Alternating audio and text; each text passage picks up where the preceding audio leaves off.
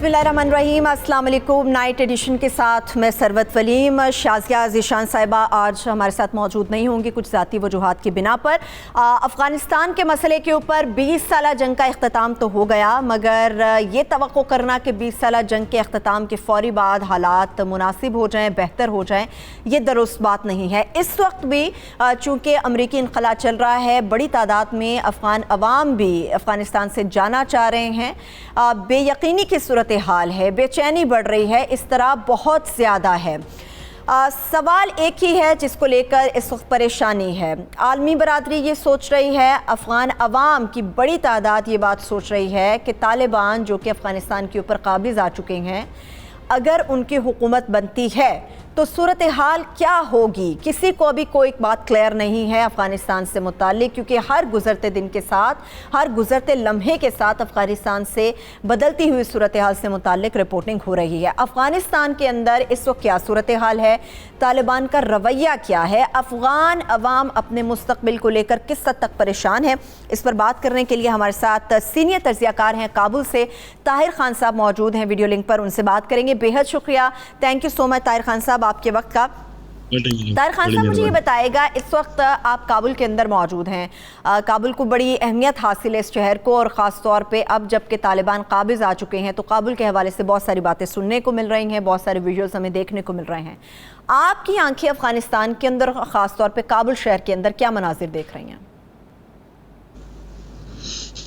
बहुत शुक्रिया मुझे दावत देने की। काबुल में तो नहीं हूँ, जलालाबाद में हूँ। जलालाबाद जो मशरकी सूबा है नंगरहार, उसका दारुल खिलाफा है, कैपिटल है, और कल प्रोग्राम है काबुल जाने का। तो काबुल से तो काफ़ी चीज़ें आ रही है, मैं भी शेयर कर लूँगा। लेकिन जलालाबाद भी बहुत बड़ा शहर है और पाकिस्तान के जो नंगरहार सूबा है, पाकिस्तान से उनका सरहद भी लगता है, तोरखम से शुरू होता है नंगरहार सूबा। जलालाबाद में आज भी सारा दिन और कल भी तकरीबन आधा दिन हम बाज़ारों में थे, मार्केटों में थे, दफातर में भी गए हैं, लोगों से भी मिले हैं। तो ना ज़िंदगी तो जो शुरू दिनों में तालिबान आए थे तो अब तो नॉर्मल है, काफ़ी हद तक नॉर्मल है। जो प्राइवेट बिजनेस है, दुकानें खुली है, मार्केटें खुली है, बहुत रश है। कल हम खुद जब मोबाइल सिम लेने गए थे तो यहाँ भी बिल्कुल ज़बरदस्त किस्म का, इस्लामाबाद लाहौर की तरह एक मोबाइल कंपनी का दफ्तर भी है, और रश इतना था कि जो उनका टाइम था ड्यूटी का वो ख़त्म होता फिर भी लोग मौजूद थे। तो एक नॉर्मल ज़िंदगी है। लेकिन जिस तरह आपने ख़ुद कहा भी, अपने उसमें थोड़ी सी तशवीश भी है, लोग परेशान। जहाँ हम ठहरे हुए हैं इसी होटल में, तो आज उसका जो एक लड़का है तो उसने कहा कि पहले यहाँ सारे कमरे फुल होते थे लोगों से, लेकिन अब सिर्फ 2 कमरे लगे हुए हैं। तो उसमें यह है कि जो NGOs वगैरह थे उनके लोग अब शहर से चले गए हैं। लेकिन मेरे ख्याल में कुछ लोग इंतज़ार करते रहे कि हालात किस तरफ जाते हैं, रवैया जिस तरह आपने कहा तालिबान का कैसे होगा, नई इंतज़ामिया का कैसे होगा।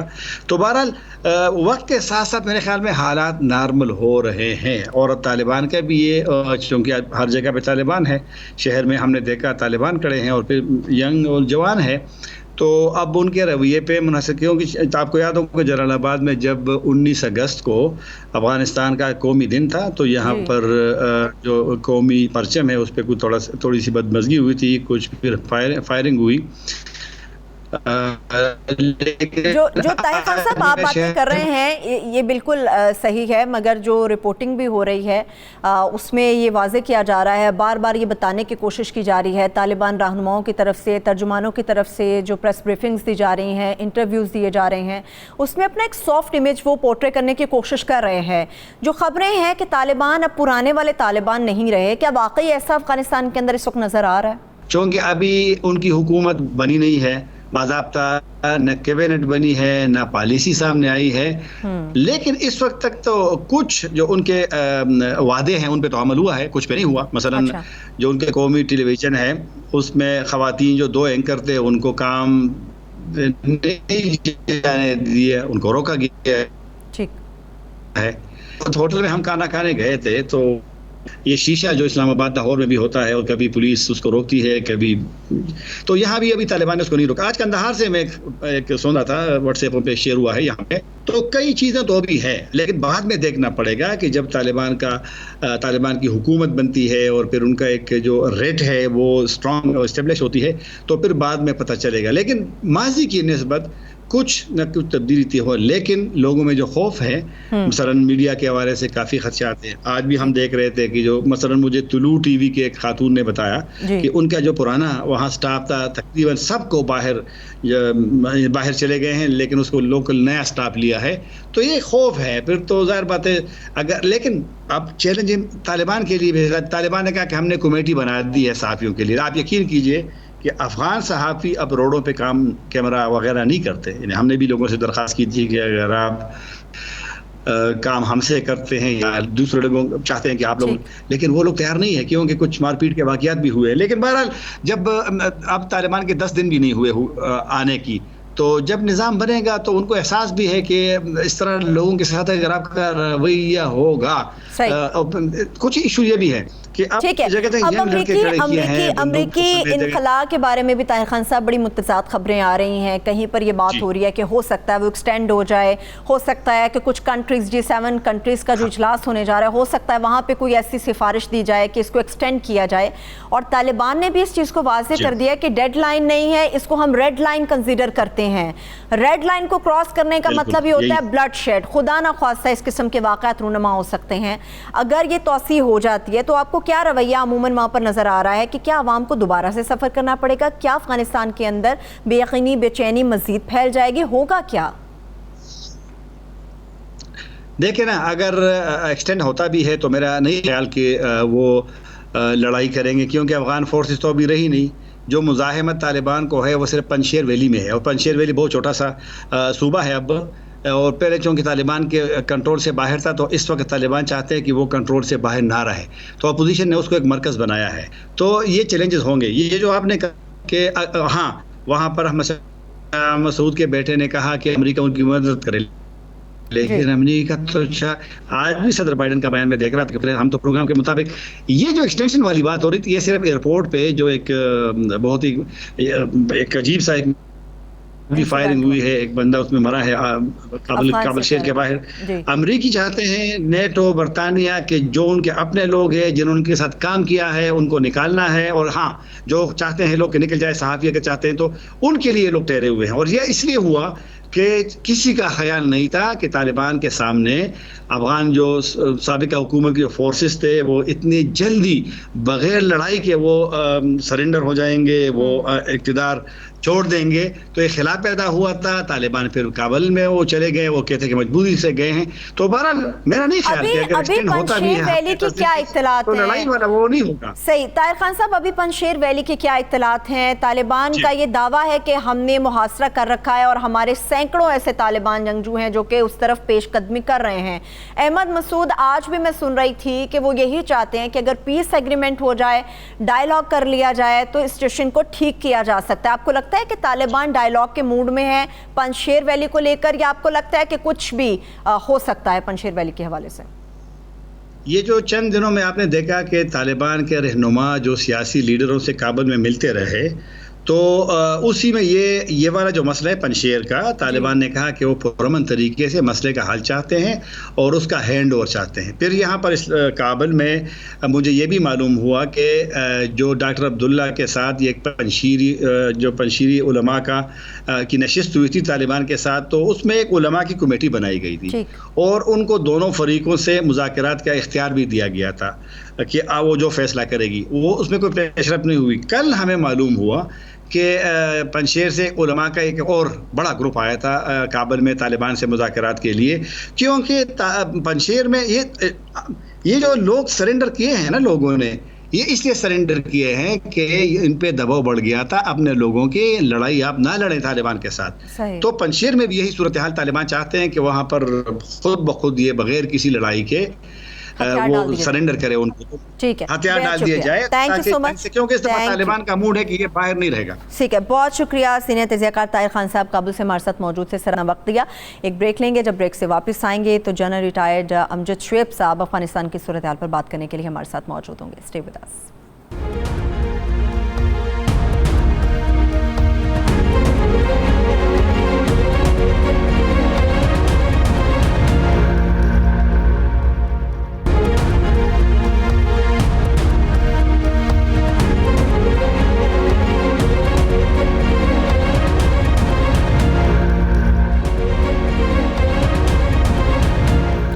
Welcome back. इस वक्त अफगानिस्तान की सूरत हाल पर और पाकिस्तान को दरपेश चैलेंजेस के ऊपर कि क्या स्टांस लेना चाहिए, पाकिस्तान की पॉलिसीज़ क्या हैं, अफगानिस्तान के अंदर बदलती हुई सूरत हाल में मज़ीद क्या कुछ करना हमें बेहद ज़रूरी है, इस पर बात करने के लिए जनरल रिटायर्ड अमजद शुएब साहब, ये दिफाई तजियाकार है, हमारे साथ मौजूद है। सर, आपके वक्त का बेहद शुक्रिया। सर, मुझे ये जानना आपसे, कभी पंजशेर वैली के हवाले से खबरें मौसूल होती हैं, कभी हमें अमरीकी इनखला के हवाले से मुतज़ाद खबरें मौसूल हो रही हैं, इस सारी सूरत हाल में पाकिस्तान के अंदर भी बेयकीनी की कैफियत है। अफगानिस्तान की ओवरऑल सूरत हाल को आप किस तरह से देख रहे हैं और पाकिस्तान के इनिशिएटिव्स को आप कितना समझते हैं कि बड़े मुस्बत तरीके से आगे बढ़ रहा है? बिस्मिल्लाहिर्रहमानिर्रहीम। देखिए, जहां तक अफगानिस्तान की सिचुएशन का ताल्लुक है वो तो बिल्कुल अभी स्टेबल नहीं हुई, क्योंकि हुकूमत नहीं बन सकी और हुकूमत जो है वो मुज़ाकरात के जरिए एक यूनानिमिटी के साथ आपने एक कंसेंसस डेवलप करके हुकूमत बनानी है और उसकी बातचीत अभी चल रही है। और लाजमी बात है कि जब आप मुल्क का रोजमर्रा का निज़ाम आपने चलाना हो तो उसके लिए तो हुकूमत होनी जरूरी है। और अब हुकूमत नहीं होगी तो फिर वो ब्यूरोक्रेसी वगैरह चलाएगी, उसमें फिर प्रॉब्लम्स आती हैं, लोगों को भी तकलीफ होती है। तो ये तो एक वक्त लगेगा जब तक कि हुकूमत बनती नहीं। फिर ये है कि हुकूमत बन जाए तो चैलेंजेस हैं। आप देखिए कि अभी गैर मुल्की अफवाज का इंखला नहीं हुआ है, जिसकी वजह से काबुल एयरपोर्ट पे वो बैठे हैं, कब्जा है और कोई वाज़े पॉलिसी बाहर इन्होंने अमेरिका वगैरह ने नहीं दी।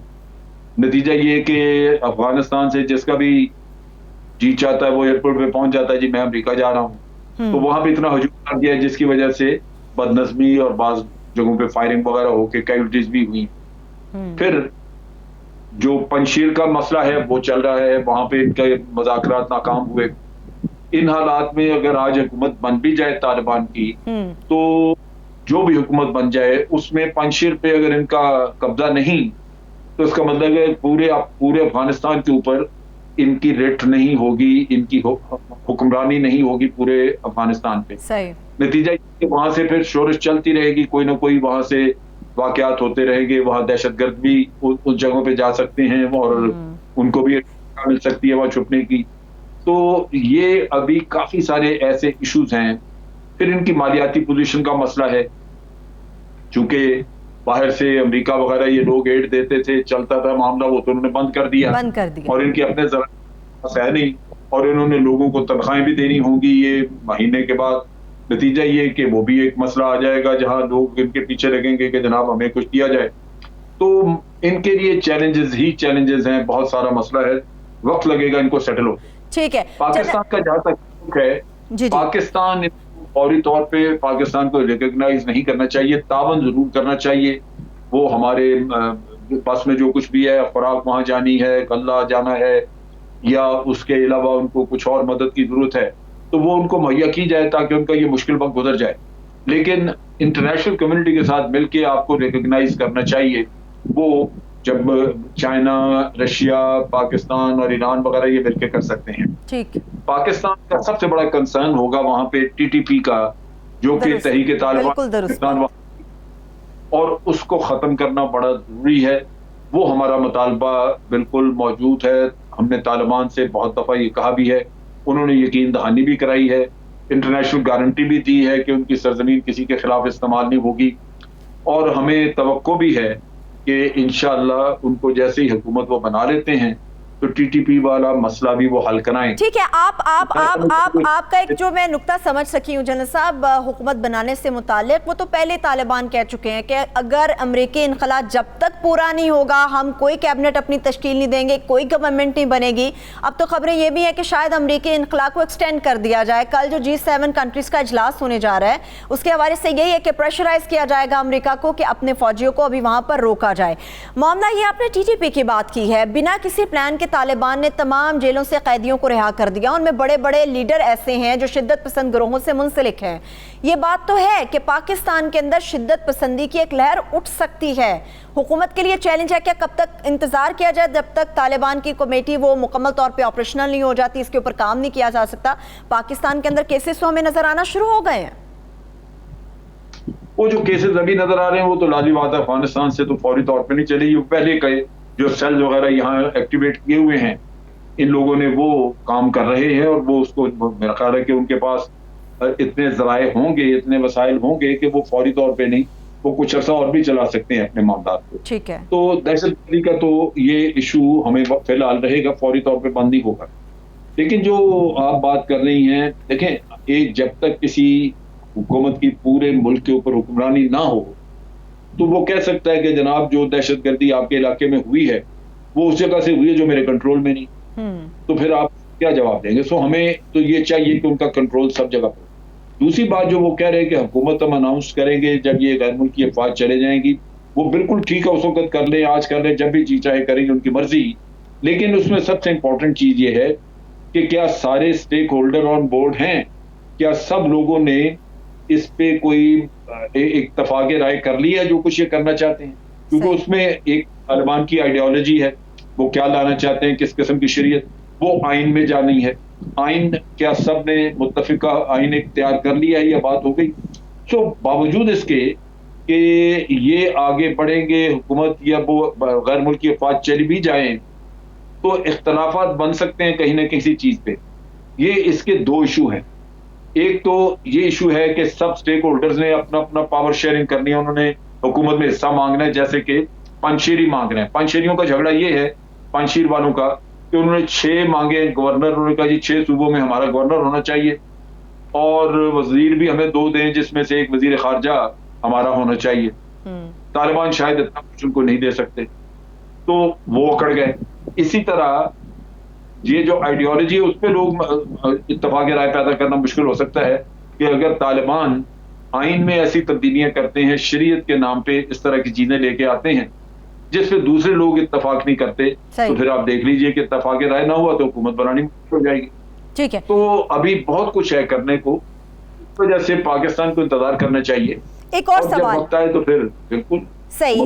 जनरल साहब एक और सवाल, क्या ऐसी सूरतें हो सकती हैं या बनेगी या बन सकती हैं कि पाकिस्तान को तालिबान की हुकूमत को कबूल करना पड़े?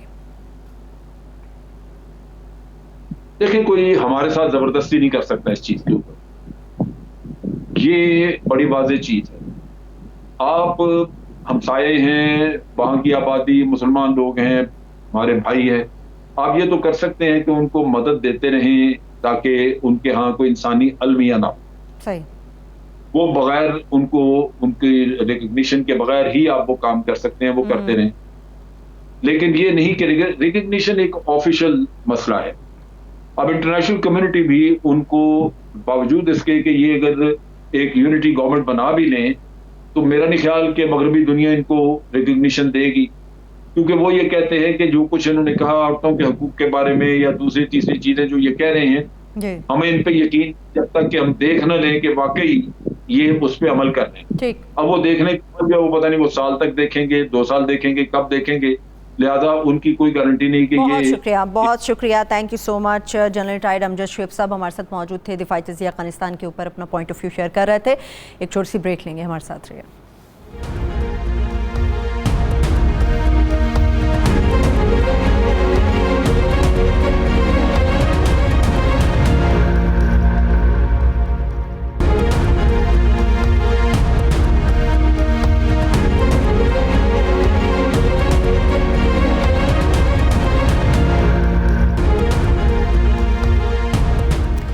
Welcome back. تحریک انصاف حکومت کے 3 سال مکمل ہو گئے. باقاعدہ تقریبات کا انعقاد بھی کیا جائے گا, رپورٹس بھی جاری کی جائیں گی جس میں وفاق اور صوبائی سطح پر یہ بیان کیا جائے گا کہ حکومت نے اپنے 3 سالوں میں کیا کارکردگی دکھائی ہے.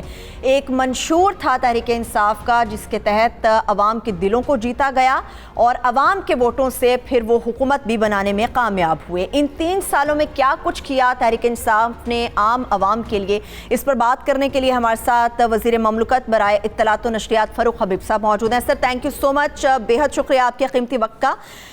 مجھے سب سے پہلے فاروق حبیب صاحب یہ آپ سے جاننا ہے کہ سب جانتے ہیں کہ ان 3 سالوں میں جو بہت بڑا بوجھ ہے وہ افغانستان کے مسئلے کی صورت میں حکومت کے کندھوں کے اوپر ہے. کیوں نہ اس بوجھ کو ہلکا کیا جائے, اپوزیشن کے ساتھ بیٹھ کر بات چیت کر کے ان کو اعتماد میں لے کر. پارلیمنٹ کے اجلاس کی ڈیمانڈ بھی آئی تھی اپوزیشن کی طرف سے, اب تک حکومت گریزاں کیوں ہے کہ اپنی انیشیٹیوز اور اپنی پالیسیز کو اپوزیشن کے ساتھ شیئر کرے, ان کے ساتھ بات چیت کرے؟ دیکھیں بات یہ ہے کہ جہاں تک رہ گئی بات اپوزیشن کی تو لیڈرشپ سے ہم رابطے میں ہیں اور اسپیکر صاحب بھی پارلیمنٹری لیڈرز کے ساتھ رابطے میں ہیں. اس سے قبل آپ کے علم میں ہے کہ قومی اسمبلی کی جو قائمہ کمیٹی ہے قومی سلامتی کے حوالے سے, اس کا بھی ان کیمرہ اجلاس ہوا تھا جہاں پہ تمام پارلیمنٹری جو لیڈرشپ تھی ان کو پاکستان کی تمام قیادت نے جو ہے وہ ان کو بریفنگ دی. اس میں عسکری قیادت بھی موجود تھی اور افغانستان کی صورتحال کے اوپر تمام لوگوں کو آگاہ کیا گیا تھا. اب پاکستان جو ہے وہ ڈے 1 سے امن کے لیے افغانستان کے اندر کوشش بھی کر رہا ہے, اس حوالے سے اسسٹنس بھی کی, پیس ٹاکس کے حوالے سے بھی کی. ابھی افغانستان کے اندر ایک ایوالونگ سچویشن ہے, ابھی اس ایوالونگ سچویشن کو مد نظر رکھتے ہوئے یقیناً ہم پارلیمنٹ کو بھی اعتماد میں لیں گے. اور آپ کے علم میں ہے کہ اسی پارلیمنٹ کے اندر ہی وزیر اعظم صاحب نے ایبسولوٹلی ناٹ کو بھی دہرایا تھا, اور اسی پارلیمنٹ کے اندر اس وقت جو ہے پارلیمنٹ کی جو ٹاپ لیڈرشپ تھی ان کی, وہ پرائم منسٹر صاحب کی تقریر سننے کے لیے وہاں پر موجود نہیں تھی. تو یہ ان کی دلچسپی ہے پارلیمان کے حوالے سے, لیکن پھر بھی ہم سمجھتے ہیں کہ پارلیمنٹ جو ہے وہ کلیکٹیو وزڈم کا فورم ہے اور ہم اس کی اہمیت کا بھی ہمیں ادراک ہے, اور یقیناً ہم اس تمام تر صورتحال کو پارلیمنٹ کے اندر بھی لے کے جائیں گے, وہاں بھی ڈسکس کریں گے. لیکن پاکستان جو ہے اس وقت اس تمام تر صورتحال کے دوران بہترین انداز سے اپنا ایویکویشن کرنے کے لیے وہاں پر جو غیر ملکی ہیں اس میں بھی اپنا کردار ادا کر رہا ہے. آج بھارت میں صف ماتم ہے, مودی سب سے بڑا لوزر ڈکلیئر ہوئے جن کے اربوں ڈالرز جو ہے وہ افغانستان کے اندر ڈوب گئے ہیں. اور آج آپ دیکھیں کہ وہی لوگ آج یہ بھی تسلیم کر رہے ہیں کہ جن کی یہ جنگ تھی کہ وہ یہ کہہ رہے ہیں کہ $2 ٹریلین جو ہم نے خرچ کیے اس کا وہ فائدہ وہ حاصل نہیں کر سکے, کیونکہ وہاں پر جو فوج انہوں نے کھڑی کی تھی, بھارت کی بات کر رہے ہیں. بھارت کو کچھ مضبوط اپوزیشن کے گلے شکوے بھی کرتے ہیں کہ پاکستان کے اندر اس معاملے کو لے کر اپوزیشن اور حکومت ایک پیج کے اوپر نظر نہیں آ رہی. آج عباسی صاحب نے بھی بات چیت کی ہے میڈیا کے ساتھ, انہوں نے بھی یہی شکوہ پھر سے دہرایا. آپ کو نہیں لگتا کہ اجلاس بلا لینا چاہیے تھا, بہت زیادہ تاخیر ہو گئی اس معاملے میں؟ دیکھیں میں یہ سمجھتا ہوں کہ یہ ایک ایسا موقع ہے جس موقع کے اوپر اجلاس ہو یا نہ ہو, اس کے اوپر میں سمجھتا ہوں کہ سب کی ایک ہی رائے ہے, کوئی اور آپشن نہیں ہے. آپ نے خاموش رہ کے دیکھ لیا ہے. جب آپ خاموش رہے پیپلز پارٹی PMLN کے دور کے اندر, تو کیا آپ دنیا کو بتا پائے ہیں کہ آپ نے 80,000 جانوں کی قربانیاں دی ہیں, $160 ارب کی آپ نے اپنی اکانومی کا نقصان ہوا. پاکستان نے بھی دہشت گردی کو اسی جنگ کی وجہ سے جو پرائی جنگ تھی اس کو بھگتا ہے. کبھی ہم نے رد الفساد کرنا پڑا, کبھی ہمیں جو ہے وہ ضرب عضب کرنا پڑا. پاکستان نے فیٹف کے اندر دنیا کو کمپلائنس کر کے دی ہے, ایک ذمہ دار اسٹیٹ ہونے کا ثبوت دی ہے. آج پاکستان دفاعی پوزیشن میں نہیں ہے. آج تو ہم ساری دنیا کو بتا رہے ہیں. آج کے وزیر اعظم کی پرچیاں تو گم نہیں ہوتی کیونکہ ان کی تھاٹ میں کلیئرٹی ہے, ان کو پتا ہے کہ پاکستان کے لیے جو ہے وہ کیا بہتری ہے. آج تو ہم ایبسولوٹلی ناٹ کی جب بات کرتے ہیں تو اسی وجہ سے کرتے ہیں نا کہ ہم پرائی جنگ کا حصہ نہیں بنیں گے. پاکستان جو ہے وہ امن کا حصہ بن سکتا ہے لیکن کسی جنگ کا حصہ نہیں بن سکتا, اور ہم افغانستان میں امن چاہتے ہیں. فاروق حبیب صاحب جنہوں نے ایبسولوٹلی ناٹ کا نعرہ لگایا اور یہ بتایا کہ اب ہم کسی پرائی جنگ کا حصہ نہیں بنیں گے, مگر ٹینشن صرف انٹرنیشنلی پاکستان کے لیے نہیں ہے, اور آج دنیا بھی اسی موقف پہ ہے. درست بالکل آپ درست فرما رہے ہیں فاروق حبیب صاحب. دنیا آج اسی موقف پہ ہے. ایک ہی لیڈر تھے پاکستان میں جو آج وزیر اعظم ہے, جو یہ بات 20 سال سے مسلسل دہرا رہے ہیں, 20 سال سے, کہ افغانستان میں ملٹری سولوشن نہیں ہے. آج جو ملٹری آپریشن کرنے گئے تھے آج انہوں نے بھی اس چیز کو تسلیم کیا. الٹیمیٹلی ان کو بھی دوحہ میں بیٹھ کے ٹاکس کرنی پڑی, ان کو بھی بات چیت کرنی پڑی. ٹھیک ہے, اب آپ کی 3 سالہ پرفارمنس کے اوپر بھی آتے ہیں. میں کل اسد عمر صاحب کو بھی سن رہی تھی. فاروق حبیب صاحب, یقیناً تحریک انصاف کے پاس یہ ایک ایج ہے کہ اپنی حکومت میں جو وہ نہیں کر سکے اس کی وجہ سے, وہ تمام کرائسس تھے اس کی وجہ جہاں سے تحریک انصاف کو گزرنا پڑا, کرونا سے گزرنا پڑا, بالا کوٹ بھارت کی ٹینشن سے گزرنا پڑا, اب افغانستان کا مسئلہ ہے. مگر آپ کو نہیں لگتا کہ اصلاحات کی بڑی ضرورت تھی, اس پورے ملک کو, اس کے اداروں کو اصلاحات کی ضرورت تھی جس کے اندر ہمیں کہیں پر بھی کوئی بہتری نظر نہیں آتی؟ کیا تحریک انصاف کی ترجیحات میں یہ چیز شامل نہیں تھی؟ کیا یہ ایج ہی لے کر ہم اپنے 5 سالہ دور کو پورا کریں گے کہ ہمارے لیے ٹینشنز تھی, ہم ان سے گزرتے رہے؟ کیا سوچتی تحریک انصاف؟ اصلاحات چاہیے عوام کو, اداروں کو چاہیے؟ دیکھیں بنیادی دیکھیں, جو اصلاحات ہیں نا یہ ڈے نائٹ نہیں ہوتی, اور اصلاحات ایک کنٹینیوس پروسیس ہے. ابھی ہماری حکومت کو 3 سال ہوئے, 5 سال کے لیے عوام نے ہمیں مینڈیٹ دیا ہے. جہاں تک رہی بات اصلاحات کی بات, ہم نے معیشت کے اندر اصلاحات کی ہیں. یہ ہماری اصلاحات کا نتیجہ ہے کہ آج ملک کے اندر ریکارڈ تاریخی ایکسپورٹس ہیں. 25.4 بلین گڈز کی ایکسپورٹس ہیں. Services I T exports add کر لیں $31 ارب ہیں. یہ آج ہماری اصلاحات کا نتیجہ ہے کہ بیرون ملک پاکستانیوں نے ریکارڈ $29 ارب جو ہے وہ ریمیٹنسز ترسیلات فائدہ ہے, یقینی طور پر یہ اجتماعی فائدہ فاروق حبیب صاحب. مگر عام عوام کو, مجھے ہر شہری کو, یہ مجھے بالکل آپ درست فرما رہے ہیں فاروق حبیب صاحب, لیکن مجھے ایک عام عوام کو, ایک عام شخص کو جو اس وقت بیٹھا آپ کو سن رہا ہے, دیکھ رہا ہے, اس کو یہ انٹرسٹ ہے کہ آپ نے مہنگائی کے لیے کیا کیا, آپ نے اس کے روزگار کے لیے کیا کیا, آپ نے کیا کیا ان لوگوں کے لیے. دیکھیں میں اسی طرف آ رہا ہوں. دیکھیں آج مجھے آپ یہ بتائیں کہ ہمیں جب حکومت ملی تو 15 دن کے ریزرو موجود تھے, $9 ارب کے ریزرو رہ گئے تھے. $7 ارب اسحاق ڈار فکٹیشلی ڈالر کو روکنے کے لیے اکانومی میں جھونک کے چلے گئے تھے. اگر ملک بینک ڈیفالٹ پہ جاتا تو یہاں پر بے روزگاری کا ایک بڑا طوفان آنا تھا. ہم نے اس سے بچایا ہے. آج جو کووڈ میں 1.5 سال تو ہماری حکومت کو کووڈ کے اندر گزر گیا. 2020 فروری سے کووڈ کا سامنا ہے. آج اگست 2021 کے اندر ہم ابھی گزر رہا ہے. آج آپ یہ دیکھیں کہ کووڈ کے دوران جہاں دنیا کی معیشتیں بیٹھ گئیں, جہاں پہ دنیا کے ڈیٹ کے اندر 13% اضافہ ہوا ہے, پاکستان کے ڈیٹ میں صرف 1.5% اضافہ ہوا ہے. آج ہم نے کیا پرفارم کیا اس کے اندر؟ دنیا کے اندر مہنگائی کا ایک طوفان آیا ہے. پچھلے 10 سال میں سب سے زیادہ مہنگائی اس ٹائم ہے.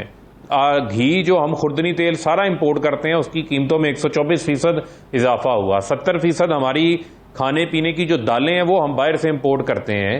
کسی نے آج یہ سوال نہیں پوچھا کہ 30 سال سے P M L N Peoples Party کی جو حکومتیں تھی اس میں فوڈ سیکیورٹی پہ کیوں کام نہیں کیے گیا؟ فاروق حبیب صاحب آپ یہ سمجھتے ہیں کہ اگر دالیں آپ باہر سے منگواتے ہیں, ٹماٹر باہر کا منگواتے ہیں, آپ کچھ بھی باہر سے منگواتے ہیں, آپ کو نہیں لگتا کہ پاکستان کی زراعت پہ آپ لوگوں کو توجہ دینی چاہیے تھی؟ پاکستان کے کسان کے اوپر آپ لوگوں کو توجہ دینی چاہیے تھی؟ ایک منٹ سربت, یہی تو میں ذرا ایکسپلین کر لینے دیں. آج فرق کیا ہے؟ آج کسان کی جیب میں 1100 ارب روپے اضافی گیا ہے. آج اس کی ریکارڈ گنے کی پیداوار ہوئی, 100 ارب روپے اضافی ملا. ریکارڈ چاول کی پیداوار ہوئی, آج ریکارڈ مکئی کی پیداوار ہوئی. ریکارڈ اس کو گندم کی پیداوار ہوئی, 1300 سے 1800 روپے سپورٹ پرائز کی, اس کو 500 ارب روپے اضافی ملا. 1100 ارب روپے اضافی کسان کو گیا, جو آپ کی وادی کا 60 سے 70% ہے. یہ رورل اکانومی آپ کی ان کے ساتھ منسلک ہے. یہ جو پیسہ گاؤں میں جا رہا ہے اس نے خرچ آ کے شہروں میں کرنا ہے. شہروں سے اس نے اچھی گاڑی لینی ہے, شہروں سے اس نے اچھے کپڑے لینے ہیں, شہروں سے ہی آ کے اس نے اپنی روزمرہ کی اشیاء کے لیے پیسہ بھی خرچ کرنا ہے. تو ایک پیسہ اکانومی میں جاتا ہے. لو کاسٹ ہاؤسنگ کو ہم نے چلا دیا ہے, کم آمدن والے لوگوں کو ہم گھر دے رہے ہیں, ہم ہیلتھ کارڈ دے رہے ہیں, 10 لاکھ روپے کی انشورنس دے رہے ہیں. احساس پروگرام جس کے اندر صرف 85 ارب روپیہ تھا, آج 260 ارب روپیہ اس کے لیے رکھا گیا ہے. انوائرمنٹ کے حوالے سے جو دنیا ریڈ وارننگ جاری کر رہی ہے, کہاں یہ 80 کروڑ خرچ کرتے تھے, آج ہم 14 ارب خرچ کر رہے ہیں. پوری دنیا اس کو جو ہے وہ تسلیم کر رہی ہے. میں یہ سمجھتا ہوں کہ بے شمار چیزیں ہیں. بڑا اپریشیٹ کرتے کہ عمران خان صاحب کے اس ویژن کو لے کے جو بھی انہوں نے کام کیے اس تمام تر صورتحال میں بڑے اچھے تھے. مجھے آخری ایک سوال آپ سے یہ پوچھنا ہے فاروق حبیب صاحب, 3 سال گزر گئے, آپ لوگوں کے پاس 5 سالہ دور میں اب 2 سال بچ رہے ہیں, جس میں صرف 1 سال کارکردگی ہے, 1 سال تو تقریباً الیکشن کی تیاری میں گزر جاتا ہے. ان 2 سالوں میں آپ آئندہ آنے والے دنوں میں عوام کے لیے کیا کرنے والے ہیں؟ کیا لوگوں کو کوئی نوید سنائیں گے کہ اپوزیشن کے ساتھ بیٹھ کے کوئی اعتماد کی فضا بحال کریں گے؟ ملک کو جس طرح سے آنے والے دنوں میں کئی مشکلات کا سامنا کرنا پڑ سکتا ہے، اس کے لیے آپ لوگ ایک مل کر، ایک ہو کر کام کریں گے؟ دیکھیں بات یہ ہے، جو اپوزیشن ہے نا وہ ارریلیونٹ ہو گئی ہوئی ہے. اگر انہوں نے دھرنے جلسے جلوس کرنے ہیں، وہ پہلے بھی کیے، وہ ناکام ہو گئے. ان کے پاس صرف ایک فیس سیونگ ہے، پارلیمان میں آئیں، انتخابی اصلاحات کے اوپر کام کریں. الیکٹرانک ووٹنگ دنیا کے 20 سے زائد ممالک میں استعمال ہو رہی ہے، یہ اس کا ڈیمو ہی نہیں دیکھنا چاہتے. الیکشن کمیشن نے دیکھ لیا، پارلیمنٹ میں پارلیمنٹری لوگوں نے دیکھ لیا، باہر سے لوگ آگے، میڈیا کے لوگ آگے اس کو دیکھ رہے ہیں، یہ اس پہ کام کرنے کو تیار نہیں ہے. یہ 90 لاکھ پاکستانیوں کو ووٹنگ کا رائٹ دینے کے اوپر تیار نہیں ہے. کیا ہے فاروق حبیب صاحب، یہ بھی ہم جانیں گے. بہت شکریہ، تھینک یو سو مچ فاروق حبیب صاحب، آپ نے اپنا قیمتی وقت ہمارے ساتھ شیئر کیا. جو بھی انیشیٹیوز تحریک انصاف نے لیے اس پر اپوزیشن کا کیا سٹانس ہے، اس پر بات کرنے کے لیے ہمارے ساتھ موجود ہے رانا تنویر حسین صاحب. سر بہت شکریہ آپ کے قیمتی وقت کا. پہلے تو رانا تنویر حسین صاحب مجھے یہ بتائیے گا، اس وقت ملک ایک بہت بڑے کرائسس سے گزر رہا ہے، کیونکہ ہمسایہ ملک افغانستان کے اندر انسرٹینٹی بہت زیادہ ہے، خوف پایا جا رہا ہے، اور پاکستان کا ڈائریکٹ اس میں ایک رول ہے جو وہ پلے کر رہا ہے. آپ کو نہیں لگتا کہ آپ لوگوں کو حکومت کو مضبوط کرنے کے لیے پوری اپوزیشن کو اور خاص طور پر نون لیگ کو ان کا ساتھ دینا چاہیے تھا افغان مسئلے کو ہینڈل کرنے میں؟ آپ لوگ اس تمام تر صورتحال میں اتنا آگے نظر نہیں آ رہے جتنا اپوزیشن کو آنا چاہیے تھا. نہیں، دیکھیں جو بات آپ نے افغانستان کی اس میں تو کوئی شک نہیں کہ وہاں پہ جو حالات ہیں ان کا ڈائریکٹ اثر جو ہے وہ پاکستان پہ آتا ہے، کیونکہ ہمارے ساتھ ان کا بارڈر بہت لمبا چوڑا ہے، اور وہاں پہ اگر اسٹیبلٹی نہیں آتی تو کہ اس کا ڈائریکٹ امپیکٹ ہم پہ آتا ہے.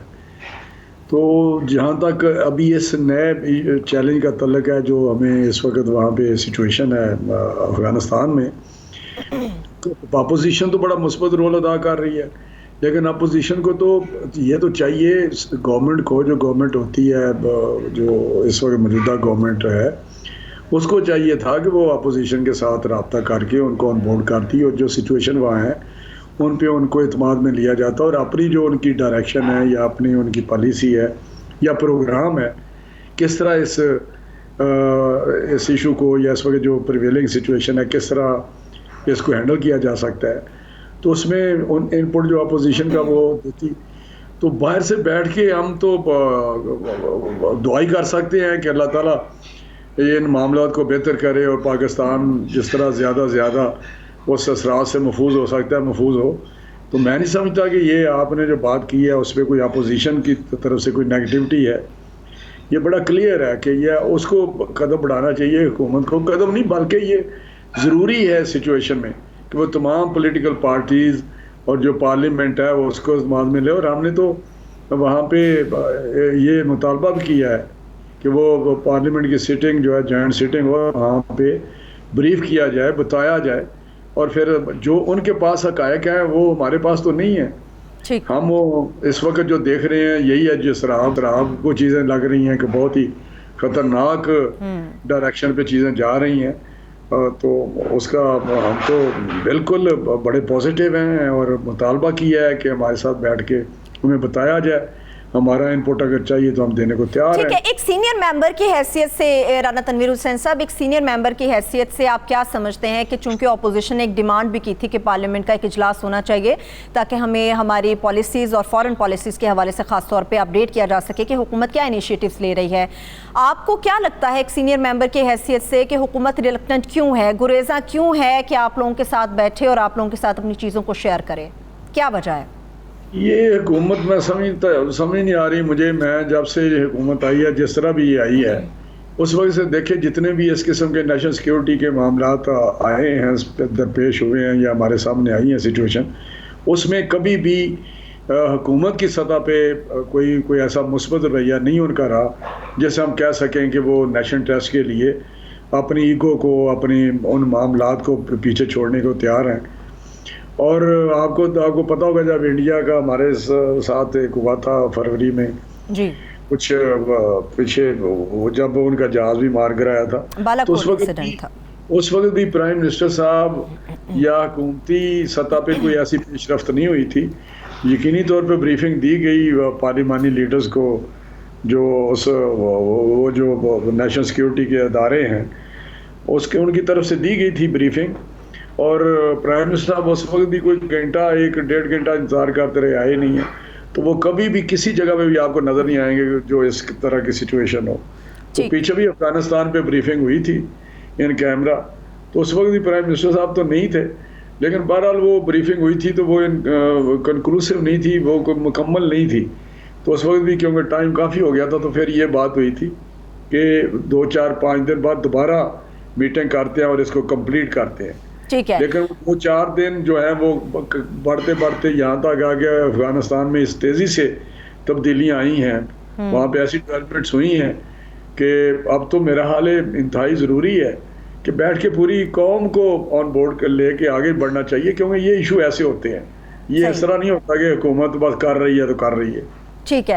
اچھا رانا تنویر حسین صاحب, ابھی حکومت کے چونکہ 3 سال مکمل ہوئے ہیں اور وہ اپنی کامیابی کے جھنڈے بھی گاڑ رہے ہیں کہ کن کن میدانوں میں انہوں لوگوں نے بڑی اچھی اور اہم پرفارمنس اپنی جو ہے وہ عوام کے سامنے رکھی, عالمی برادری کے سامنے رکھی, اور باقاعدہ تقریبات بھی منعقد کی جائیں گی. جب وہ بتاتے ہیں جو ہم نے دعوے کیے ان میں بیشتر ایسے ہیں جو ہم نے پورے کیے, پھر اپوزیشن کے گلے شکووں کی وجہ کیا ہے؟ آپ سمجھتے ہیں کہ واقعی حکومت نے بڑے اچھے کام کیے؟ وہ کہتے ہیں بالا کوٹ کا انسیڈنٹ ہوا, ہم نے بڑے اچھے طریقے سے ہینڈل کیا, کووڈ آیا, ہم نے بڑے اچھے سے ہینڈل کیا, اب افغانستان کا مسئلہ عالمی برادری تسلیم کر رہی ہے, تحریک انصاف نے بڑی اچھی پالیسیز اپنائی ہوئی ہیں, تو پھر اپوزیشن کی تنقید کی وجہ کیا ہے تحریک انصاف کے اوپر؟ میں سمجھتا ہوں کہ جو بیسک چیزیں تھیں ان کا اگر میں ذکر کروں کہ ان کا جو مینیفیسٹو تھا, منشور تھا, ان کی تقاریر تھیں, ان کے وعدے تھے, تو اس پہ اگر آپ جائیں گے تو میرا سوائے شرمندگی کا اور کچھ نہیں ہے. چاہے وہ اکنامک فرنٹ ہو, معاشی حالات ہوں, لوگوں کی دو وقت کی روٹی نصیب نہیں ہے, گورننس ہے نہیں ہے, کرپشن عروج پہ ہے. میں ریاست مدینہ آپ کے سامنے ہے, 1 کروڑ وہ نوکریاں, 50 لاکھ گھر, یہ باتیں آپ جو کر رہے ہیں نا, یہ بڑی ایک عجیب طرف چلے جاتے ہیں کہ ہم کووڈ کو, اگر اس میں کوئی بلیسنگ ہوئی ہے یا کچھ کوئی ایسی یہاں پہ حالات ہوئے ہیں, کوئی اس پہ انہوں نے کوئی کمال, میں نہیں سمجھتا کوئی اللہ کی مہربانی کو اس طرح لیا جائے کہ اپنے اوپر کہتے کہ ہم نے کوئی کمال کر دیا. ان کا تو کمال یہ تھا کہ یہ ٹائملی ویکسینیشن خرید نہیں سکے, یہ ٹائملی ویکسینیٹ کر نہیں سکے, ہیلتھ ورکرز کو یہ جو ان کو الاؤنسز دے نہیں سکے, تنخواہیں ان کو دیتے نہیں ہیں, اور وہ ایجیٹیٹ کرتے ہیں جو اس فرنٹ لائن کے ہمارے ورکر ہیں, ہیلتھ ورکر ہیں. تو یہ اتنی مطلب ناکامیاں ہیں کہ ایک پلندہ ہے, وہ ایک جھوٹ بولتے ہیں, ڈٹھائی کی طرح چل رہے ہیں, اور ایک نیریٹو لے کے چل پڑتے ہیں, اور ان کے ترجمان کی جو درجنوں ایک بریگیڈ ہے وہ آ جاتے ہیں اور وہ شروع ہو جاتے ہیں. لیکن لوگوں سے پوچھیں کہ کیا ان کے ساتھ یہ گورنمنٹس کے ساتھ سے وہ سیٹسفائی ہے؟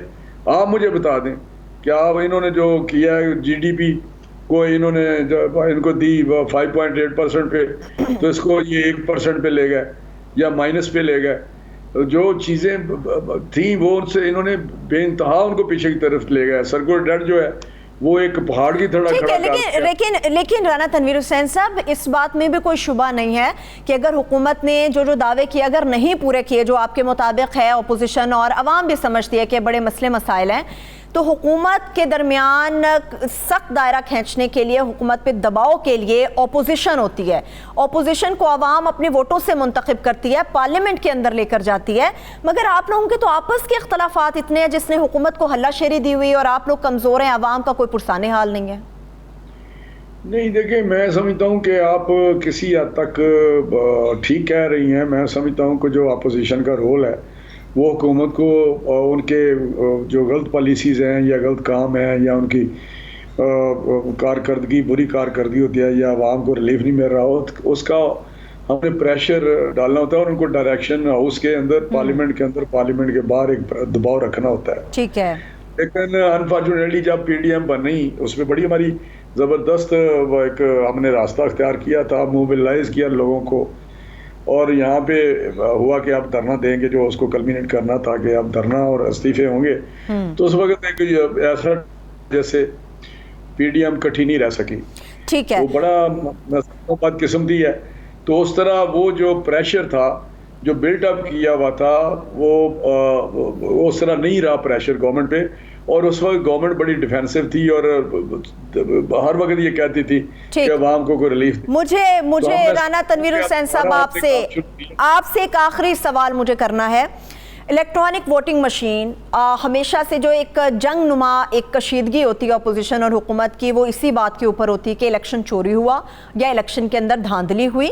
जब हुकूमत कहती है कि इसका रास्ता रोकने के लिए इलेक्ट्रॉनिक वोटिंग मशीन मुतारिफ करा दी गई है, इलेक्शन कमीशन जाके वहाँ का दौरा करता है, चीज़ों को देखता है, अपोजिशन क्यों मुसर है कि इसके ऊपर हुकूमत से ताउन नहीं किया जाएगा? आप लोगों का एतराज़ क्या है? ये मैं आपको बताऊँ, ये एक फेल टेक्नोलॉजी है जो शफाफियत के हवाले से है। तो मैं समझता हूँ कि इसमें जो गवर्नमेंट का जो एंगल है वो 100% एक एंगुलर है और एक पीछे उसके कोई उनकी एक अपना प्रोग्राम है कि अगला इलेक्शन हम उस तरह तो वोट तो मिलते नहीं हैं इनको, तो किसी तरीके से हम जीत जाएं, क्योंकि शफाफियत पे वो यकीन ही नहीं रखते। क्योंकि पीछे जो ज़मीनी इलेक्शन हुए हैं या जितने भी इलेक्शन पाकिस्तान में हुए हैं 2018 के बाद, उसमें उन्होंने उनका देखा है आपने रोल जो था वो एक इंतहाई रिगिंग वाला था, और उन्होंने उस तरह की बेतुकी और ऐसी रिगिंग की है जैसे लोग हैरान रह गए हैं कि ये भी तरीका होता है। तो मैं समझता हूँ कि वो उसको ज़रा विजिबल रिगिंग करने के जो फिजिकल नज़र आती हैं चीज़ें, उनको कवर कर रहे हैं इस टेक्नोलॉजी। बहुत शुक्रिया, थैंक यू सो मच, बेहद शुक्रिया। राना तनवीर हुसैन साहब हमारे साथ मौजूद थे। आप इतने कीमती वक्त, एक छोटी सी ब्रेक लेंगे, स्टे विद अस।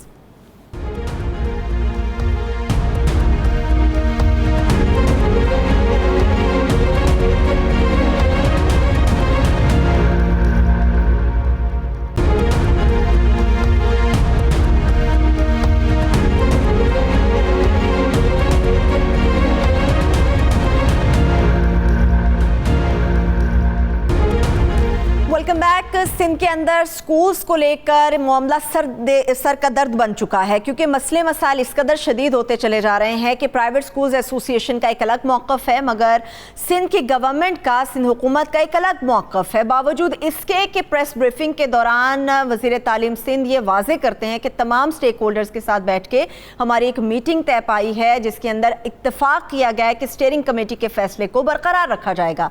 अगर ये फ़ैसला हो चुका था, तमाम मामला तय पा चुके थे, फिर एहतजाज की वजह क्या है, इख्तलाफ की वजह क्या है? इस समेत सिंध हुकूमत ने यकसा तालीमी निज़ाम के ऊपर भी मुकम्मल तौर पर इग्नोर कर दिया है, एतराज़ात उठा दिए कि किसी तौर ये मुमकिन नहीं है, बावजूद इसके कि दीगर सूबों में ये मामला तय पा चुका है।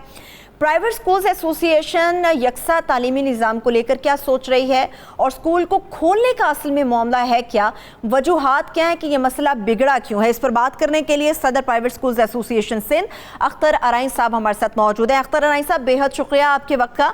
मुझे ये बताइएगा, आज एक प्रेस कॉन्फ्रेंस होती है, उसमें ये वाजे कर दिया जाता है कि तमाम मामला तय पा गए हैं, फिर आप लोगों का प्रॉब्लम क्या है, एहतजाज क्या है? जब ये तय पा गया कि स्कूल गवर्नमेंट की मर्जी से और उनकी ईमा के हिसाब से खुलेंगे, आप लोगों के एहतजाज की वजह क्या है? देखिए, सबसे पहले तो मैं ये कहना ज़रूर चाहूँगा कि हमारे सरदार शाह साहब जो है बहुत मोहतरम और बहुत दिलचस्पी लेने वाले आदमी हैं। उनको लिटरेचर में, एजुकेशन में बड़ी इंटरेस्ट रहती है, मगर आते ही उन्होंने जो है जिस तरह की हिकमत अमली अडॉप्ट की, हमें बड़ी खुशी हुई। स्टीयरिंग कमेटी में 100% लोगों की एक रजामंदी के ऊपर उन्होंने ये फैसला किया कि 23 तारीख से स्कूल खुलेंगे। मगर उसके बाद जब नोटिफिकेशन निकालने की बात आई, उन्होंने बताया कि वर्किंग कमेटी एसओपीज को अपडेट करेगी और करने के बाद नोटिफिकेशन निकाल देंगे हम। बाद में जब नोटिफिकेशन निकालने का आया तो 2 दिन के बाद ही सीएम साहब ने स्टेटमेंट दे दी कि जी कोविड की बढ़ती हुई सूरत हाल की वजह से ये 1 हफ्ता एक्सटेंड करना पड़ेगा, और साथ ही बयान आ जाता है कि 30 अगस्त से स्कूल खुलेंगे। और उसके बाद जब नोटिफिकेशन निकलता है सिंध गवर्नमेंट की तरफ से, उसमें गैर हतमी डेट दे दी जाती है, यानी कि कोई डेट खोलने की बताई नहीं जाती। तो ये 3 डिफरेंट स्टेटमेंट्स के बाद जब आज हमारे मोहतरम सरदार शाह साहब ने जब देखा, फिर गैर हतमी डेट की वजह से ना सिर्फ स्कूल्स के अंदर तशवीश पैदा हो गई, वालिदैन के अंदर हो गई। वालिदैन के फ़ोन कॉल आने लग गई कि भाई 30 तो बहुत अच्छी बात थी, खुल जाते, मगर ये गैर हतमी डेट क्यों? उसकी वजह से अजीब किस्म की कैफियत हो गई। वालिदैन फोन कर रहे हैं, बच्चे परेशान हैं। सिंध के अंदर पहले ही एक टीवी चैनल ने जो है सर्वे करके बताया कि 22 दिन स्कूल में बच्चा गया है, पंजाब में 100 दिन गया है। जब इस तरह के हालात होंगे 223 दिनों के अंदर, तो फिर सरापा एहतजाज तो होंगे। चलिए, कोविड के केसेस में कुछ कमी आ रही है, कहीं पर बढ़ोतरी नजर आ रही है, मगर सिंध के अंदर तो हालात कंट्रोल से इस वक्त बाहर हैं। आपको नहीं लगता बच्चे बड़े मासूम हैं, उनको फौरी तौर पे स्कूल बुलाकर क्या करेंगे? फासला कैसे बरकरार रखेंगे? बच्चों को मास्क कैसे पहनाएंगे? शदीद गर्मी है।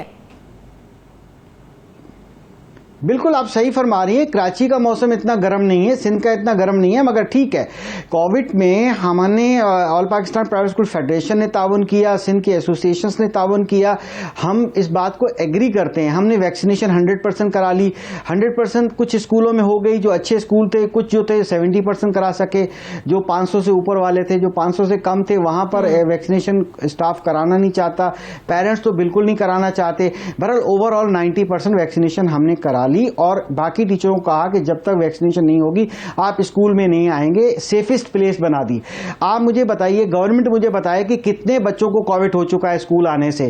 دیکھیں جب باہر اتنے جلسے جلوس ہو رہے ہیں، بار بار ریپیٹ کرنا مناسب نہیں ہے، باہر آپ دیکھ لیں لاک ڈاؤن کی سچویشن نظر ہی نہیں آتی سوائے فرائیڈے اور سنڈے کے، تو جب وہاں اتنی گہما گہمی موجود ہے، لوگ وہاں موجود ہیں، بچے وہاں موجود ہیں، تو اگر یہ ہمارے منسٹر صاحب سندھ گورنمنٹ کہتی ہے کہ جی بچے اگر اسکول میں آئیں گے تو وہاں اگر خدا نخواستہ ان کی اموات یا کوئی ان کو کرونا کا افیکٹ ہوگا تو ہماری ذمہ داری ہو جائے گی، منسٹری کی ذمہ داری ہو جائے گی۔ کیا یہ عوام پارکوں میں آپ کی ذمہ داری نہیں ہے؟ تمام زندگی کے شعبوں کو کھول دیا گیا، ڈیفینیٹلی اسکولز کے اوپر بھی حکومت کو آپ لوگوں کے ساتھ بیٹھ کے کچھ معاملات کو فکس کرنا چاہیے اور واضح کرنا چاہیے۔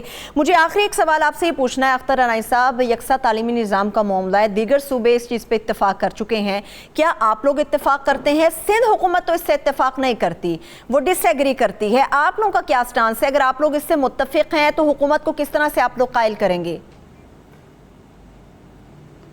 دیکھیں بالکل، دیکھیں پہلی بات تو یہ ہے کہ پرائیویٹ اسکولز ہمیشہ یہی چاہتے رہے، چاہے وہ پرویز مشرف کا دور تھا کہ سنگل نیشنل کیریکولم ہونا چاہیے، مگر کیا اس کی امپلیمنٹیشن کے بڑے مسائل تھے، اس کے بعد بھی کوشش کی گئی، پھر اب دوبارہ کوشش کی جا رہی ہے، مگر اس کے اندر کچھ اس طرح کی چیزیں ہیں کہ پہلی بات تو سنگل ایجوکیشن سسٹم پہ بات کی جائے۔ یہاں پر 3 4 5 ایجوکیشن سسٹم ہے، میٹرک سسٹم موجود ہے، دینی مدارس کا سسٹم موجود ہے، کیمسٹ سسٹم موجود ہے، پہلے تو سسٹم کو قریب لائیں، سنگل تو تب ہوگا جب آپ سنگل ایجوکیشن سسٹم کی بات کرتے ہیں، پھر سنگل نصاب کی بات کرتے ہیں۔ سنگل نصاب تو میٹرک سسٹم کا الگ ہوتا ہے، کیمبرج کا نصاب الگ ہوتا ہے، دینی مدارس کا الگ ہوتا ہے، ٹھیک ہے؟ دینی مدارس کو اور میٹرک سسٹم کو آپ قریب لے کر آنا چاہتے ہیں، بہت اچھی بات ہے۔ تھینک یو سو مچ اختر عنائی صاحب، صدر پرائیویٹ اسکولز ایسوسی ایشن سندھ ہمارے ساتھ موجود، سر آپ کے وقت کا بہت شکریہ۔ اس امید کے پروگرام کا اختتام کریں گے کہ سندھ گورنمنٹ اور پرائیویٹ اسکولز ایسوسی ایشن کے معاملات جلد طے پا جائیں گے اور بچے اسکولوں میں واپس آئیں گے، ویکسینیشن کا عمل مکمل ہوگا، اور کورونا کی جو صورتحال سندھ کے اندر ہے امید کرتے ہیں کہ اللہ تعالیٰ رحم فرمائے اور وہاں پر بھی کمی دیکھنے میں آئے۔ بہت شکریہ، تھینک یو سو مچ، اجازت دیجیے، اللہ حافظ۔